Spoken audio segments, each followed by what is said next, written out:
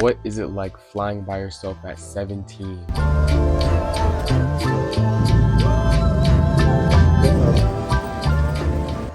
First thing I started out with was packing.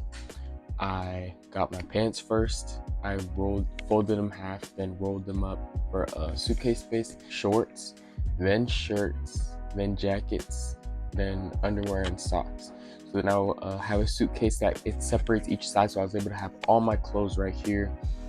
But okay, I'm gonna be honest with y'all.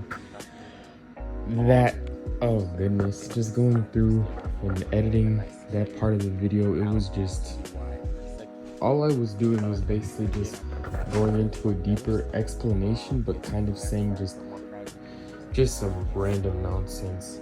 And yeah, so I just had to address that right now. There might be some, I don't know, some moments, but trust me, I've learned my lesson about, first of all, having a script. Second of all, saying something more than once. It's okay to like repeat the film, but yeah, it won't happen again.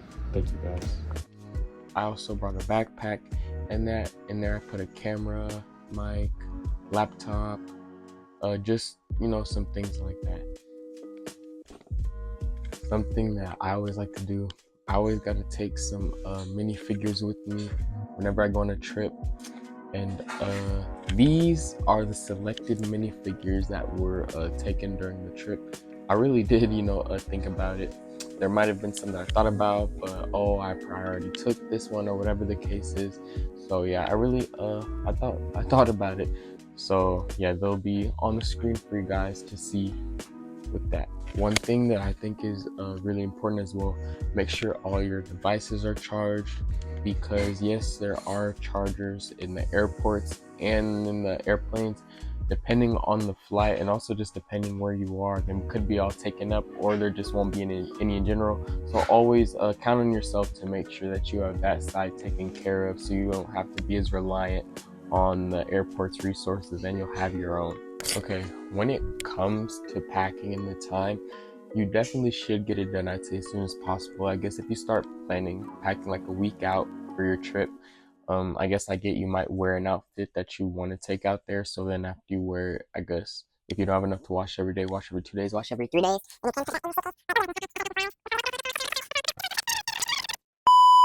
Since you're gonna be by yourself, it's really important to know yourself, like your body, what makes you comfortable.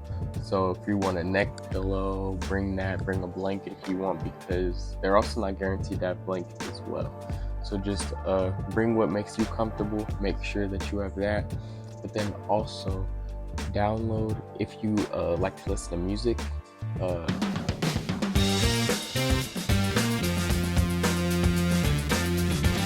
I have Spotify, so I like to download the music, because I guess with me, if you're like me, I don't know what I'm going to want to do. I might sleep, I might just watch movies, I might want to listen to music. So just, you know, have a few games that you can play offline, have some options, just know what you like so you're not bored, because 4 hours can turn into a long time. Okay, so it started with me putting the suitcase in the trunk. Oh, one thing I did not say. Make sure that if you don't just weigh it, or just don't let it be over 50 pounds unless you paid extra, or whatever the case may be. But going into the actual story part now, we got there. I checked my bag in, then I went to the line for security. The line itself was a little long, but it moved pretty well. And I do not currently have an ID, so I just used my passport. So I matched my passport and boarding pass, and they let me through. And so I went into TSA, and while I was in there, I didn't really have to do too much. It was going pretty fast, and it was one where you did have to take your shoes off, and I had to take my jacket off as well, actually. So I took my shoes off and my jacket.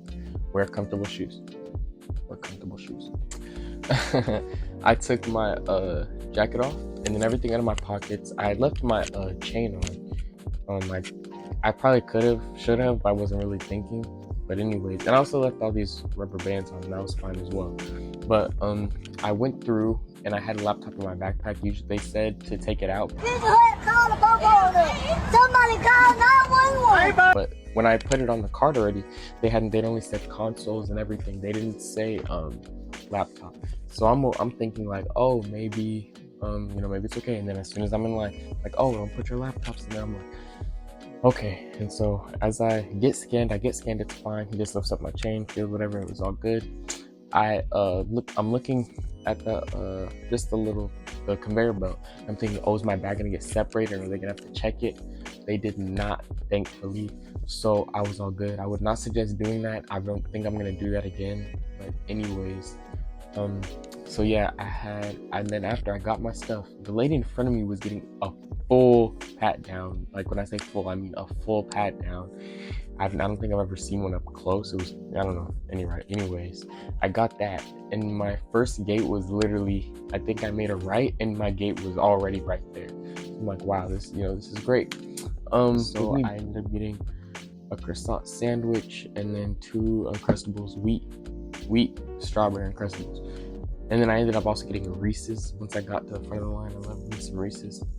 Anyways, after that, I pretty much boarded the airplane, and the process was pretty easy. You're just listening for your your boarding group, and then you just know what seat you're sitting at, have either your ticket ready or your phone ready for them to scan it, and you're all good.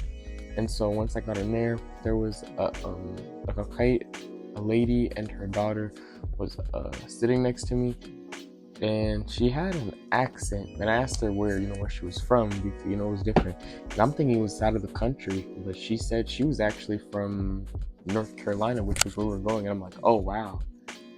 Anyways, that was a pretty good flight. I watched Madam Web, and then first of all, Madam Web, that movie was not as bad at all as how I thought it was. I wanted to see it if it was as bad as people said it was, and it really wasn't. It was actually pretty good. The only thing I wasn't a fan of the ending. It didn't provide that much closure of what happened and everything. Like, it was weird. But in the villain, there was just a few parts where I was like, then I watched Deadpool 2. I only watched an hour of it because I would notice I was like trying to stay awake to watch it. I'm like, I don't need to try and stay awake. I can just rest. But yeah, that flight was good. I got off. Then I got back on the plane. Going to my next gate, it wasn't that one wasn't anything crazy either. I got out of the plane. I went down. I just followed the signs. You're really just following the signs. This one was probably about a 15-minute walk, and so I got to that gate eventually, after following all the signs. And then after I got to my gate, then I went to see what I wanted to eat because I was a little bit hungry. So I got it was Burger King or something. I did not need that. It wasn't all that at all. Okay, especially for the price. Airplane stuff is, but oh well. Yeah, I got that, but I would suggest knowing where you're gonna be at, then going and coming back. That's exactly what I did. Might work for you, it might not, but if you're short on time, then do that. I had a long layover, so that's why it worked well for me. And then yeah, I was just on my laptop, actually watching an editing video, finishing watching my editing video so I can try and edit this good, But yeah, so that was that. And then got on the plane, met a very nice man named Larry. He turned 80 years old on the 25th of May. He was cool. We were talking pretty much the whole time, but it wasn't that long of a flight, probably about 40 minutes around there. But he was a really cool dude, genuine. Yeah, or not dude, but man, lived a great life. I'll put in some information right here. I did write it down. I just don't remember off the top of my head. Just of some of the things he told me. But yeah, great guy. After that, I got off the plane and waited for baggage claim. it took a little bit, probably about 20 minutes for the bags to come out. But that doesn't include the time it took me to get over there anyway. But that only took like 3 minutes, 5 minutes maybe. But still, I was grateful to be landed and didn't have to sit back down on the plane anymore.